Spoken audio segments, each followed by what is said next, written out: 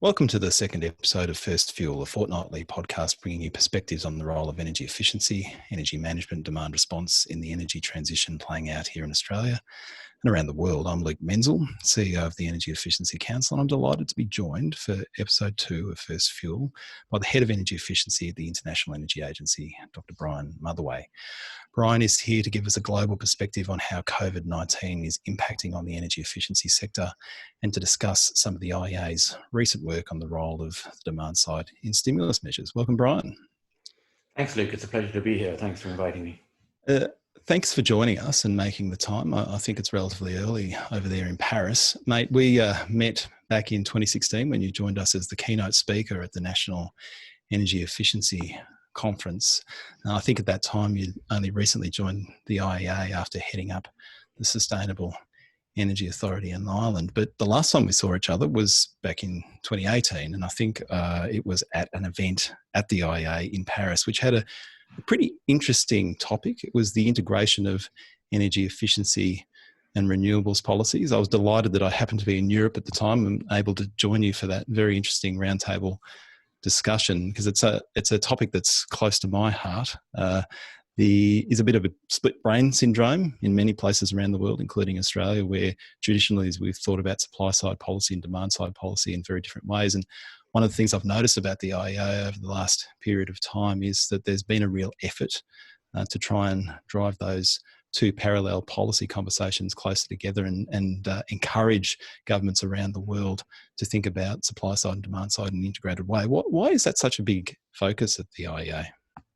Yeah, you start with these distant memories of days when people flew on aeroplanes and things like that. But I remember those days. Yeah, I mean, it's one of the great things I think about working at the IEA. I don't think the International Energy Agency is traditionally known for focus on the demand side and for energy efficiency, but it's really a very high priority for us now in that sense of integration. And the opportunity to talk about efficiency at the IEA is really about integration. So, you know, that theme is really central to what we do, because efficiency and all of energy policy has suffered from the separation of topics, you know, and the treatment of particularly the demand side differently from the supply side, and energy efficiency as different, if you like, or a little bit separated from core policy. You still see in most energy ministries around the world, for instance, renewable policy is made in a different team than efficiency policy. And you can see that in the effects and the way that things are not always as well harmonized as they should be. And it's often surprising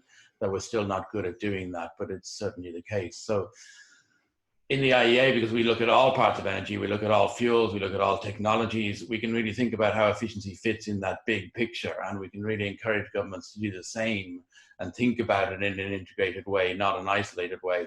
And of course, when we talk about energy efficiency as a resource, as the first fuel, as an energy efficiency first principle, it's a reminder that governments whose minds quickly go to investment in supply side infrastructure as systems grow can be reminded that if you push efficiency first, then the size of your system doesn't need to be as big. People's bills are lower, emissions are lower, investment needs are lower, and then so there's only win-wins by thinking about energy systems in a more integrated way. And I think there is definitely progress in that. More governments are thinking in that rounded sense, and more governments, thankfully, are giving more brain space to efficiency. You've given me a fantastic segue because you dropped in the term first fuel. This is a brand new podcast, Brian, and you won't have escaped your notice that it is titled First Fuel, a term that we borrowed from the IEA. Was it coined by the IEA originally?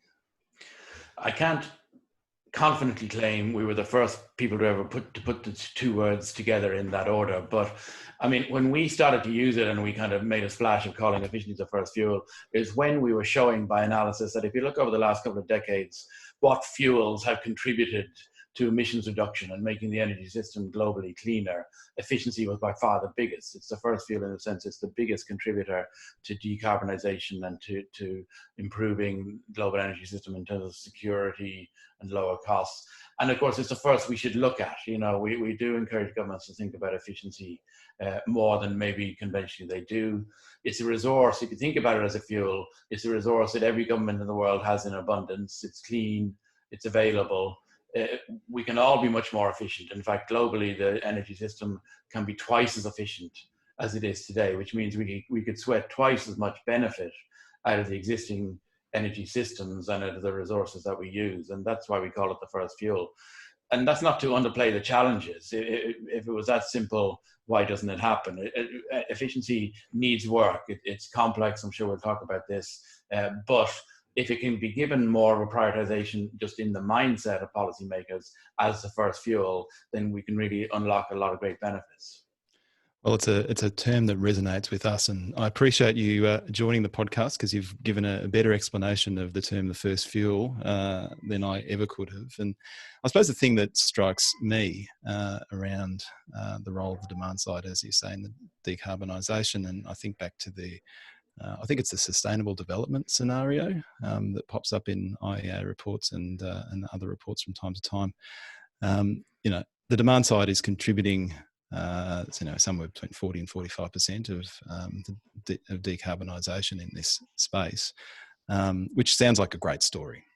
But then you go through and look at the chunks, and they're in a range of different parts of the economy, whether it's buildings or transport or manufacturing or wherever else.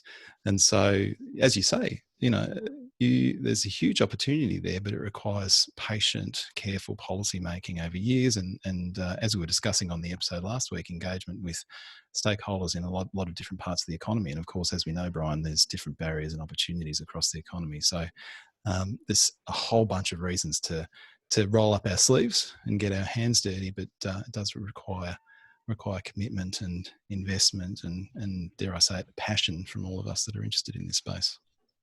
Well, I think you hit the nail on the head, Luke, because if a government wants to promote, say, renewable energy, then the energy minister can put a tariff in place or put a target in place or pass a law, sign a piece of paper. There's no equivalent for efficiency, because if the energy minister wants to promote efficiency, they've got to talk to the housing minister, the transport minister, the minister in charge of schools, the minister in charge of industrial policy. And it's the demand side is more dispersed and more complex than the supply side. And I'll be frank and say that I think sometimes the efficiency community does itself a disservice by not recognizing that. There's a bit of I heart efficiency kind of mentality and saying, look, let's just do efficiency. It's got a huge potential, which is true, and it's easy, which is not so true. And I think, I think certainly our focus in the IEA is not to tell governments why they should do efficiency more. I think they understand that in theory, efficiency has huge potential. Our focus is not on why, but it's on how, because governments will say, we've known for a long time, and people have told us for a long time, that efficiency has this huge untapped potential, but why is it untapped? And specifically, what policies can I put in place to tackle that and to grab that opportunity? It's not that I have some mental block against efficiency. It's just I'm challenged to understand what policies and programs really work and how can I really tap into that potential. So our focus is very much on working with governments on the specific policy and implementation questions that they're facing. Well, in that context of governments getting their head around this, it's probably not a bad time to bring up the Global Commission for Urgent Action on Energy Efficiency, a really noticeable initiative and a really welcome initiative that brings together state leaders and ministers and other experts from around the world to think through how we really supercharge action in this space. Brian, could you take us through what the purpose of the Commission is and what it's trying to achieve, and perhaps how its mission or focus is evolving in the context of the current crisis? Yeah, well, look, the Commission was born from a concern, which when we look, we track obviously global progress on efficiency. And as I'm sure you've seen over the last couple of years, there's been a slowdown. Each year, the world does become more efficient, but by a lower amount. So that and up to last year, it was the slowest progress on global efficiency that we made in the last decade, and that was continuing a trend really from 2015, where we saw faster progress that has since been declining. And of course, it's a puzzle, because in the context of more focus than ever on decarbonisation, on the cost of energy, on the need to transition to clean systems, why are we not making faster progress on efficiency when we know the potential is there? And the simple answer is there's not enough policy action going on. Not enough governments are putting in new policies, reinforcing or building on old policies. And that's a very great concern and something we're concerned about a lot. And we know, obviously, that the question is not a lack of available technologies. We know there's plenty of technologies out there that can be deployed greater and make the world more efficient, whether it's in our homes or our businesses or in infrastructure. We also know that we also know the problem is not good policy options.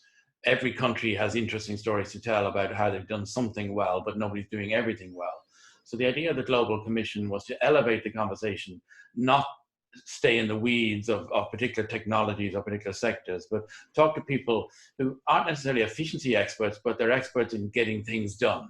So we recruited energy ministers, former energy ministers, CEOs, heads of think tanks, and we brought them together and say, we want you to think about your experience in governments, in policy, in business, of really getting things done, moving things forward when we know something needs to be done, and bring that to bear on the efficiency question. What are the high level things we need to be thinking about? And if we were to make a set of recommendations to people like you in key positions, particularly to ministers and governments, and the question really is, if I'm a minister and I want to make faster progress on efficiency quickly, what should I do? And the recommendations that will come actually in just a few weeks from the Commission will very much focus on that. And of course, it couldn't be more timely than ever because it's got the words urgent action in it, and urgent action on efficiency is all the more pressing and all the more of need now across the world in the context of the current crisis. Rightly, all governments are focused on health first, but they're starting to think about the economic crisis dimensions, and we know that efficiency can play a role here. So the recommendations we come out with in June, the Commission will report, will be very much advice to governments who want to move quickly on energy efficiency and learning from the best policy. Because as I say, everything has been done somewhere. I really think that the best policy is an agglomeration of really good policies from every part of the world brought together into kind of one mythical country that does everything right. And hopefully those mythical countries will become real countries once the Commission shows them the way to do that. And that's actually one of the really important roles that the International Energy Agency plays, and particularly through the vehicle of the annual energy efficiency market report. Over the last number of years, the IEA has acted as a bit of a clearinghouse for international experience on energy efficiency, what policies are working, what policies we are paying attention to and are placing as a watching brief. So that we can all learn from each other, because a point that I often make, Brian, is that in a whole range of areas, we are not Robinson Crusoe here in Australia. There are other countries grappling with very similar opportunities and challenges, and to the degree that we can learn from our friends overseas, particularly those with similar economic structures, we can leapfrog a whole bunch of experimentation that we really don't need to do. So I'm really looking forward to the report of the Global Commission as another contribution in that space. And maybe would it be fair to say, Brian, because it's got that view from that group of external leaders, whether they're from government or business or the broader energy efficiency community, that there will be a real focus on action, on the real focus on what you can do. I know at the IEA you have to be a little bit cautious about recommending governments do exactly this. Is the umbrella of the Commission allowing a little bit more pointedness, if I can put it that way, in terms of the recommendations? Well, look, we're supporting the Commission, but they're making their own decisions. Yep. We've empowered them to do that, and the point is they're an independent group of people. They're as individuals. They're not representing their countries or their governments or their organizations. They're there as wise people who've learned a lot about how to get things done. And the word action is in the title. It will be very action oriented. And as you say, nobody is Robinson Crusoe here, because the whole point, and from when we started the conversation with the Commission, they basically said, let's just pick the best policies as exemplars. Let's look around the world, and not just in efficiency, because a lot of the Commission members are by no means efficiency people. They're policy people or business people. And I think that's really valuable, because we can learn from not just other parts of energy, but we can learn from countries that have really accelerated programs on health or on education or on infrastructure or many different things, because efficiency it shouldn't be that complicated. It's about encouraging people to buy a more efficient appliance or to upgrade their home. It's about encouraging businesses to put efficiency options more front of mind. They all have an economic rationale behind them. There are plenty of technologies available. So the challenges are not different to other sectors face. And equally, if you take any given sector, first of all, when you see countries that have made fastest progress and are continuing to make progress on efficiency in terms of the level of investment in efficiency and the progress in terms of becoming more efficient, it's always underpinned by policy. So like China is the world leader in investment in efficiency in industry because policy has pushed it that way. Here in Europe, most efficiency investment goes into buildings because policy has pushed it that way, and so on. And then when you see countries that used to be making fast progress and are now slowing down, it's because they've taken less of a push on policy. So, and equally, you might see a country that is really good on appliances efficiency policy and has a really world-class program, but for whatever reason has neglected the transport sector, whereas another country has a lot to teach them about how to make progress in transport. So really, as I say, it's about bringing together all the best learnings into one package.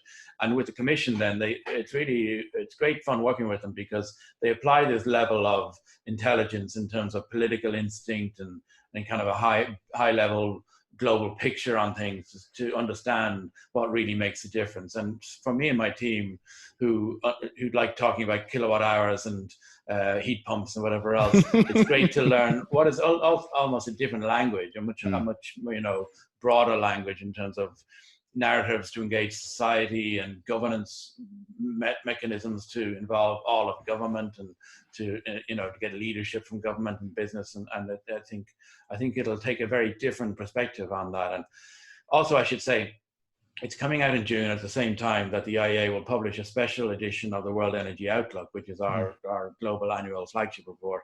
And this will be a special edition focused on economic stimulus in the context of the current crisis. And it'll highlight across all of the energy system what actions can be taken quickly in terms of their job creation potential, their decarbonization potential, and things like that. So the two of them fit really well together because the World Energy Outlook report will effectively quantify the prize.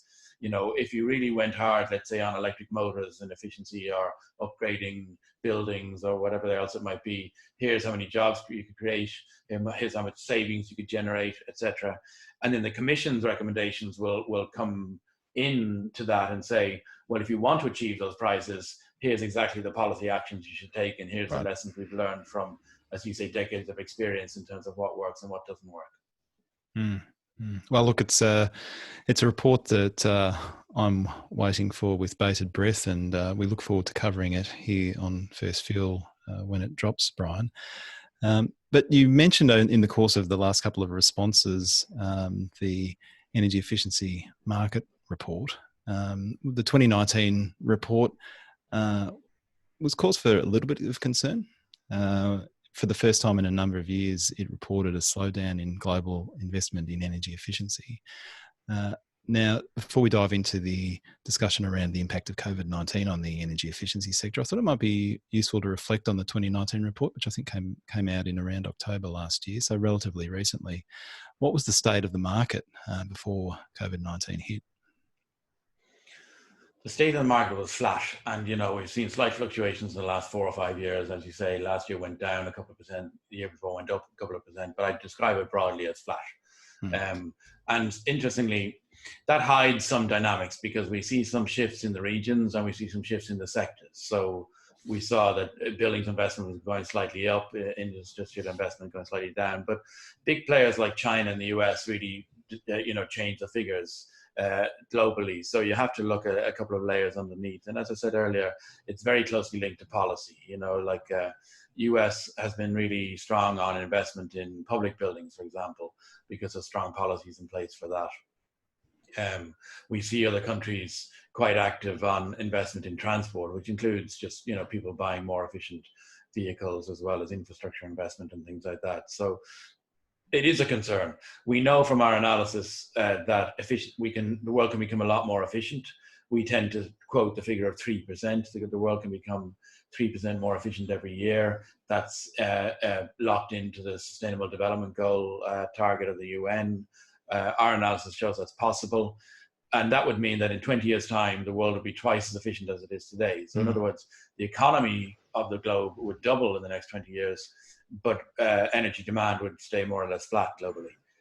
But to achieve that involves a doubling of investment. And then in the next decade, a doubling again. We need to see a lot more investment in energy efficiency and a shift within the total investment landscape of all of energy towards the demand side. And again, we were talking earlier, Luke, about it's just complex because it's not like government writes one big check. Okay, I'll put an extra zero on my check this year, because investment in efficiency, it's sometimes big projects like a rail project or an infrastructure project, or it can be a big rollout of efficiency upgrades of schools or hospitals, whatever. But it's also people deciding to spend an extra $20 when they buy their next washing machine because it's more efficient, or people deciding to invest a few $1,000s in upgrading the fabric of their walls or whatever. So it's very dispersed and very diverse, but it all needs to go up, and it all needs to be driven by policy.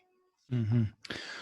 Okay, so that's the state of the market heading in to this crisis. I know the International Energy Agency released a broad report characterising the impact of COVID-19 on the entire energy sector last week. Can you give us the high-level insights from that report, and if there's anything specific to share on impacts on the energy efficiency market that are either characterised in that report, or indeed you're picking up through your conversations with various stakeholders? We'd be pleased to hear them. Thanks. Well, look, I always want to start by stressing that currently the world is facing a health crisis, and people's health and well-being needs to be front of mind for everybody. And I think governments are rightly focused on that. But of course, we have been looking, as you say, at the impact on energy demand and energy systems globally. And it's worth starting with the point that in energy terms, more than half of the world is locked in or confined in some way. So more than a half of our global energy use is now under some degree of constraint, whether that's people not able to fly, people working from home, shops not open, things like that. And as you know, different parts of the world have different types of measures in place, from the severe to the not so severe. So we obviously see aviation falling to almost zero in terms of activity at the moment, and the commensurate energy demand there. Here in Europe, commuter transport has plummeted, and that's true in many parts of the world as well. So already we're seeing great dips in energy demand in the first half of 2020. Now, of course, most people weren't locked in the first month or two. So if you look at the first quarter, for example, you see a drop of maybe 5% in energy demand. It varies by fuel and varies by region, but that's a mixture of fairly normal patterns in January, followed by very different patterns in March, and then obviously following on from March. Right now, depending on what assumptions you make about the year, and how quickly lockdowns can end and how quickly economies can restart, we certainly see that it's an unprecedented drop in demand. We could be talking 5%, we could be talking 8%. It depends on how quickly economies can restart. And of course, then we see for 2020 an unprecedented drop in CO2 emissions, probably again 8%, something like that. We've never seen that in any year before, never seen anything like it. But none of these things are anything to be celebrated. This is not a good news story in terms of emissions reduction, because people are out of work, people are sick, obviously many people have unfortunately lost their lives. So all the reasons for this drop are bad reasons, and nothing to be celebrated. The question is what comes next in terms of when the economies restart. Can we build cleaner systems? Can we start investing more in cleaner technologies? And how will people's behaviors respond? We've been publishing, Luke, in a paper. We've been looking at previous crises, which are clearly not of this scale, but in terms of, let's say, previous health crises or incidents where there are terror incidents that made people didn't travel on public transport. We've been looking at things like how, when people suddenly don't travel in the same way or work from home, whatever, do those behaviors stick, or what policies can make them stick? And there's a lot of open questions, because I wouldn't dare to speculate as to, come September, if economies open up, will we all be traveling right back the way we were a year ago? Will people have learned to love working from home and decide to do it more often? As soon as the airline sector starts, will we fear going anywhere near an airport, or will we all be hopping on the next plane to the beach or whatever? Some of these things are very hard to anticipate, but clearly the shocks in the energy system are very deep, and they will be felt for quite some time. Yeah, it's a really good point. We recently ran a member-only webinar with the head of the neighbours rating here in Australia, the National Australian Built Environment Rating System, Carlos Flores. And one of the things that we were discussing was the impact of occupancy rates in the commercial building sector on the type of data that was flowing through the neighbours rating system.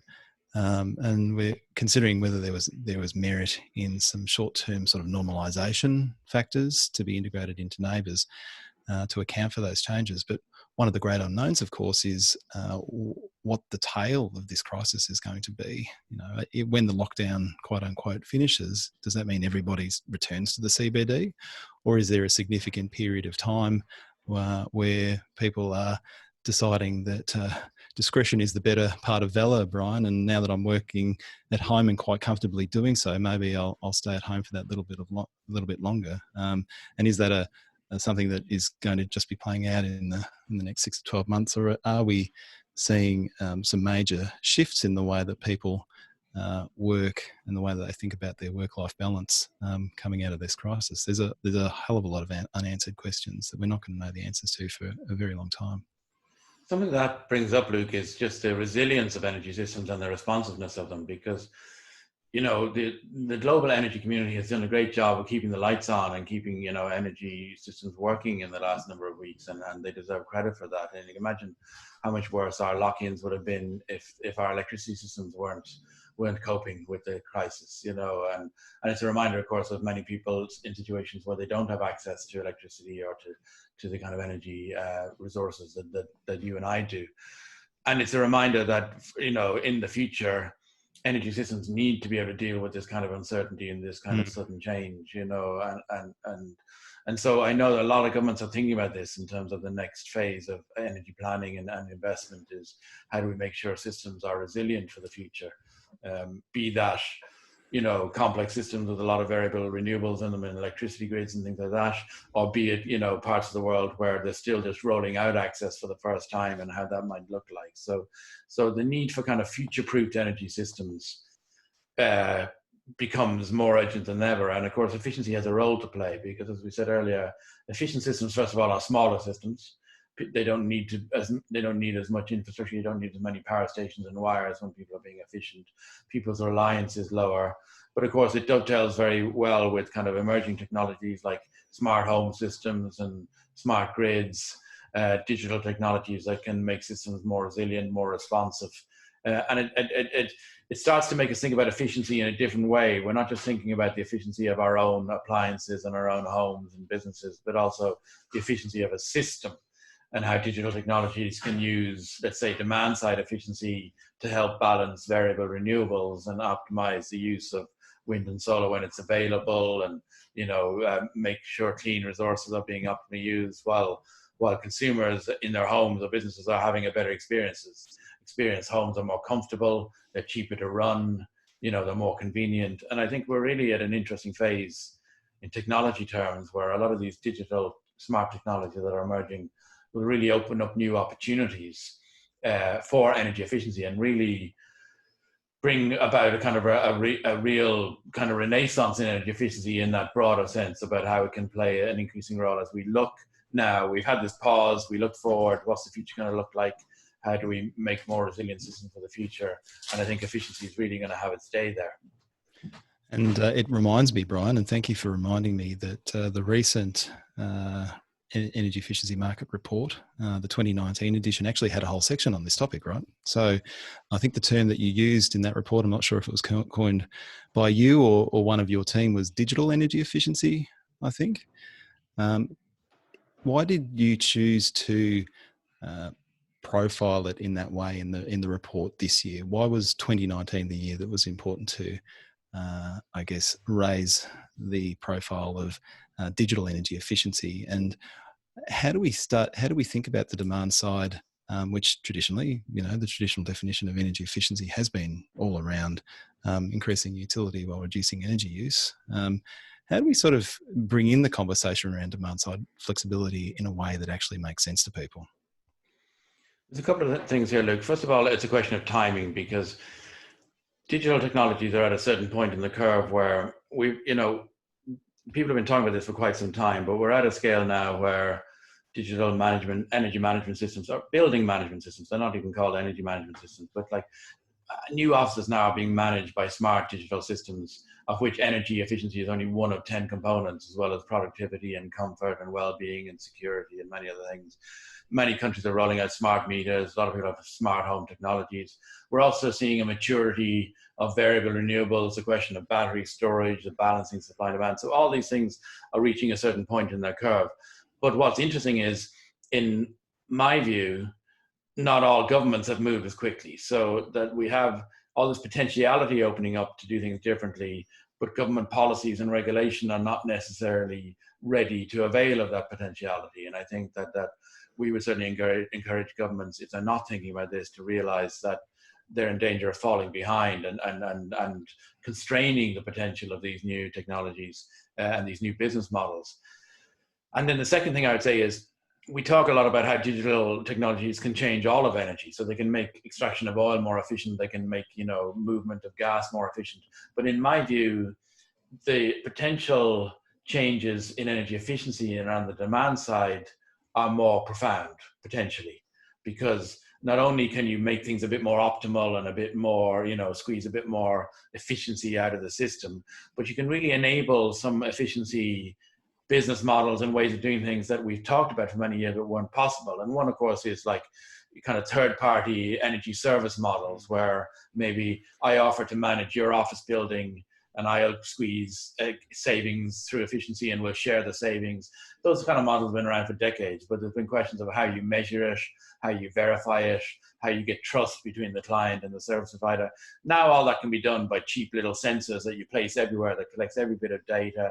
You've got investment grade numbers by the gigabyte in terms of how the building performed, who deserves credit for the savings, how much money exactly was saved, how to optimize them further. So we're really unlocking some of the ways of doing efficiency that were largely theoretical or aspirational before.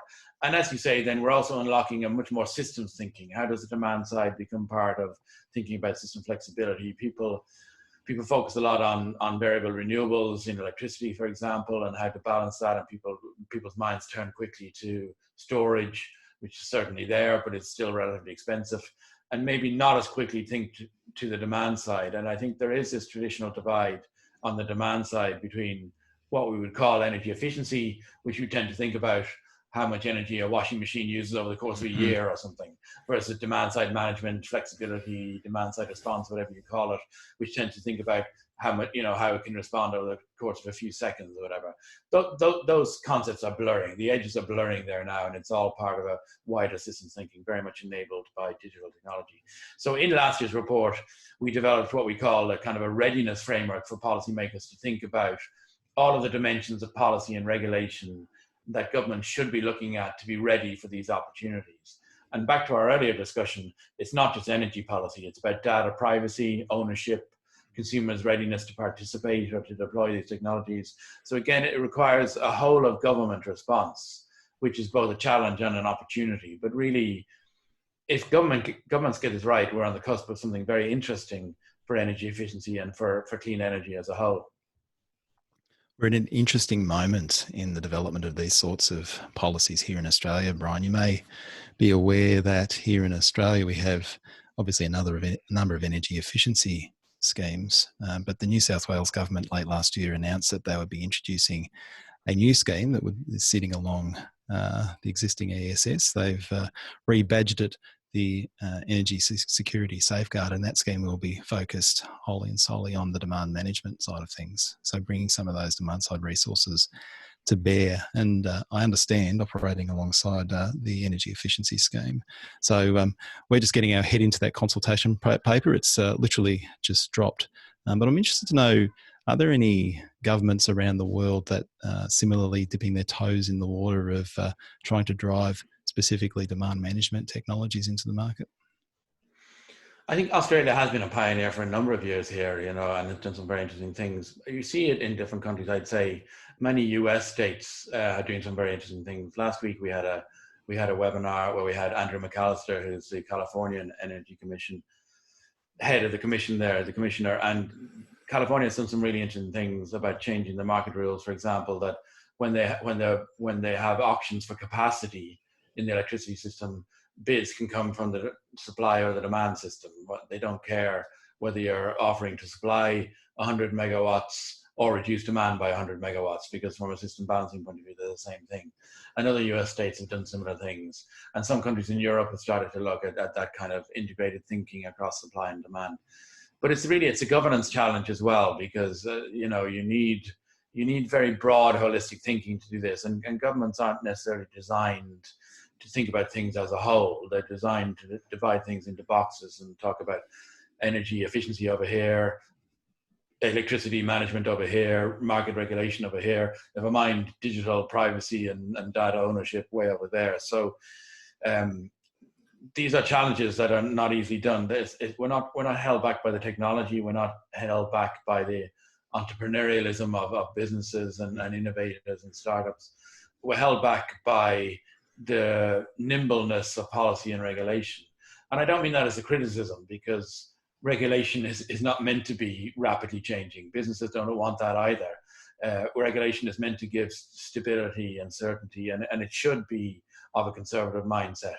But of course, the challenge is when technology has changed so quickly and when innovation is moving so fast as it is now, how do you strike the right balance in regulated markets and in terms of policy making? I don't think anyone's cracked it, but there's lots of good examples. You know, we see some very interesting work, for example, in South Korea, which is very technology oriented anyway, and is doing some interesting things. We see some Asian countries trying these kind of sandbox mechanisms where you open up certain parts of the market, maybe certain geographical spaces, to innovation, and you allow them to test things. We see a lot of open-mindedness here, so there's certainly no sense of willingness, no lack of willingness, but these things take time. We're moving into even more complexity than ever, so I don't think this is something we can expect anyone to crack overnight, nor do we need to. You just need to allow someone to do something different. You will see businesses cleverly moving towards spaces where the latest regulation isn't so necessary. So again, building management systems are really thriving. And you talk now to some companies that 5 years ago, you might have described them as energy service companies or selling energy management systems. They'll probably now call them building management systems, and they're selling them to an office campus or a university campus as, here's your complete smart management system. It controls everything from the swipe cards to the street lights to the car parking management. By the way, it reduces your energy bills by 20%. But that's bullet point 7 on the brochure. It's part of a much wider package now, which I think is really enabling for efficiency, because it's no longer trying to get people excited about saving 7% of their kilowatt hours, or trying to get them to focus on something very technical or something that they don't have a lot of mental space for. But if it's part of a modernizing, smart system that's more convenient, more technologically forward. I think it's the same for homes as well. As you know, telling people to insulate their walls and maybe turn their thermostat down or up during the summer or whatever is not always the sexiest conversation. But telling people you can control everything from your smartphone, and you can have every room set to a different temperature, and your lights can come on when they detect you're approaching your home in the evening. All of this is now readily possible through interesting technologies, and a much more exciting proposition for consumers than maybe the way we used to talk about efficiency. Now, Brian, for the benefits of those folk that we have on the webinar, I just want to take a pause and direct you to the question tab at the bottom of your screen. Brian and I are about to dive into the role of energy efficiency in COVID-19 stimulus. But while we're having that discussion, if there's questions or comments that you'd like to drop into that section, we will be doing a short Q&A at the end of this recording session. So, Brian, I fear that as two profound energy efficiency policy wonks, we've gotten fairly far into the weeds. I better return to the subject that was on the tin of this episode, which was the role of energy efficiency in COVID-19 stimulus. And can I congratulate you and Michael Opperman, your co-author, on a very good op-ed that you released a week or two ago, which stepped through in very simple terms the opportunity really that governments have to leverage energy efficiency to deliver a whole range of outcomes. Do you want to talk about both some of the ideas you set out in that piece, but also some of the conversations that you've been having with policymakers around the world? What should policymakers be thinking about when they're contemplating the role of the demand side in stimulus packages?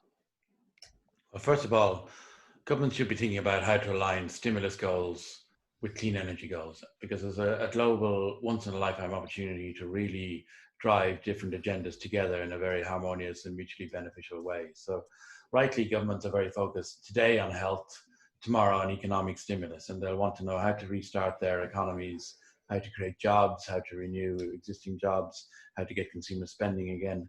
They'll have many choices in front of them, but some of them will be very bad in terms of future energy systems. We could lock in a whole load of inefficient buildings. We could build if we wanted to, or we could avail of the opportunity to build a whole lot of really efficient buildings. Equally, we could encourage consumers to replace their cars. And will they be inefficient or efficient? Will they be electric vehicles? Will they be diesel? So there's a lot of crossroads here that governments face.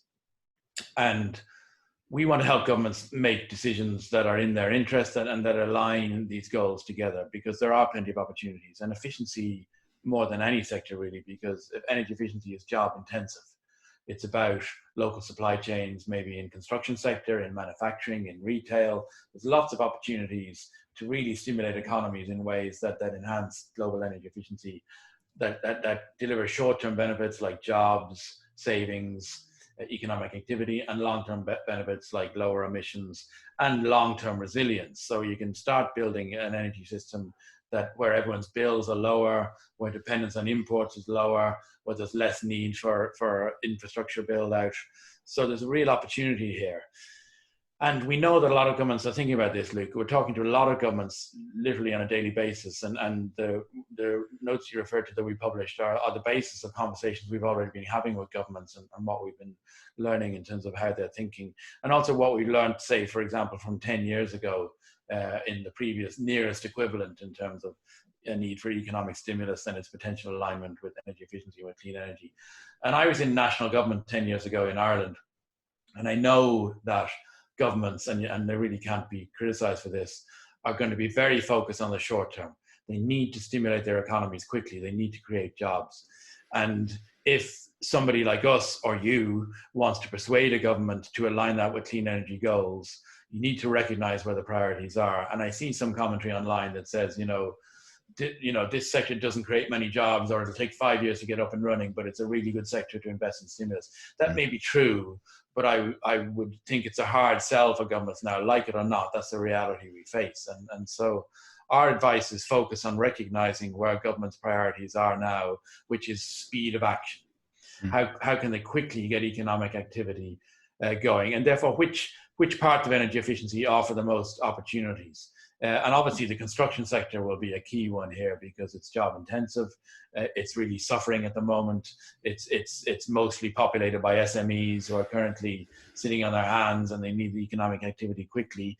If you can drive programs, be it new build or building upgrade, whether that's home upgrades, upgrading of schools or hospitals or government buildings, roll out of street light programs, all of these things are very powerful in terms of their job creation potential as well as their energy efficiency benefits. But we've learned some lessons from the last 10 years. A number of countries, including Australia, here in Europe, elsewhere, did successfully, in many ways, sometimes not so successfully, link economic stimulus to clean energy and to energy efficiency in the past. And we learned some do's and don'ts. And really, I think that the starting point is, if you want to move quickly, you've got to build on what you have. I've seen countries say, look, we've never done, let's say, energy efficiency obligations, or we've never done grants for homeowners before, but let's start now. But that's not something you start overnight. and it can lead to failure if you suddenly flood a market or if you don't build the systems right. But many countries do have subsidy systems or tax break systems, or they do have programs involving the energy utilities or city level programs. And we'd encourage countries to think about what do you have already in place that can be grown quickly rather than try and reinventing something from scratch. And that doesn't, and in parallel, you can be building up things. You can be thinking about the next wave. You can be thinking about building new supply chains, new skills, and things like that. But meanwhile, not waiting for that to happen. And I think each country might make different decisions, but each country does have opportunities here.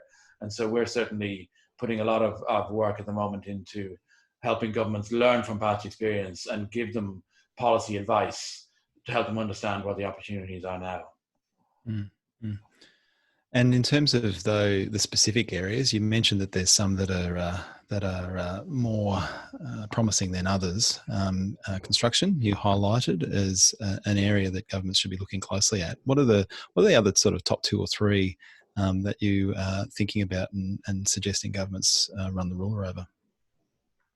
I would mention 2. One would be technology replacement and the other would be infrastructure. Technology replacement can mean giving people subsidies to buy a new car. It can mean, let's say, a rollout of heat pumps in homes or offices. It could mean maybe a motor replacement program in business. There's lots of different ways, but the point is you want to accelerate the replacement of old inefficient technologies with new, more efficient ones through financial support of some form or other. And we've seen this in the past. We've seen cash for clunkers programs where people could buy new, more efficient cars. We saw that in the US and Europe 10 years ago. We see a lot of countries thinking now about things like heat pumps, or you could do it for more efficient appliances and white goods and things like that. And it's an opportunity to build scale quickly. You can really get things going in terms of maybe the average age of a washing machine is 10 years and standards are much higher now, but of course only 5% of people or 10% of people replace them every year. You can really accelerate replacement now. It can create local jobs in retail and supply. If you're manufacturing those goods, it can really stimulate jobs in whether it be car factories or appliance factories or motor factories. It's got a lot of local supply chain element in terms of installation and sales. And then, of course, you're locking in savings. You're making businesses more competitive. You're making homes more resilient. You're making families have lower energy bills, in the future. So there's a lot of benefits and a lot to be learned about how to do it well in terms of targeting the right technologies, targeting the right level of investment. And there's a key question then: will consumers have an appetite to maybe take on a new car loan? Maybe not. Will consumers want people coming into their homes wearing masks and replacing windows? There's a lot of questions here that need to be considered. But I think there are some great opportunities there. And then with infrastructure, there's going to be a lot of investment in infrastructure in the coming years. It's a great opportunity now, out of the difficulties we've had, to turn it into something positive in terms of upgrading transport systems, energy systems, electricity grids, communication networks. And they all have opportunities to enable greater levels of efficiency in the future, in terms of, even if we talked about earlier about digital technologies, if you have better communications infrastructure, then you can enable new savings through smart technologies and connectivity. Obviously, there's opportunities to build out cycle lanes. Here in Paris, there's going to be a huge investment in new cycle lanes in the short term, which create jobs in building them, but also then makes the system cleaner, more productive for the future. So there's many options for governments, and I think they will be looking at them all. There's key questions about whether it should be funded by the public purse or the private purse. I do think, for example, it's probably possible to attract private investment into infrastructure, street lighting projects, transport projects.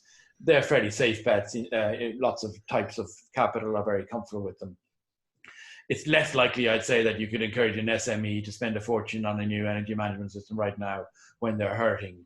But I think with a decent public sector investment into that, it'll pay dividends to society as a whole, to the business and to wider society. So I think there's got to be some smart choices.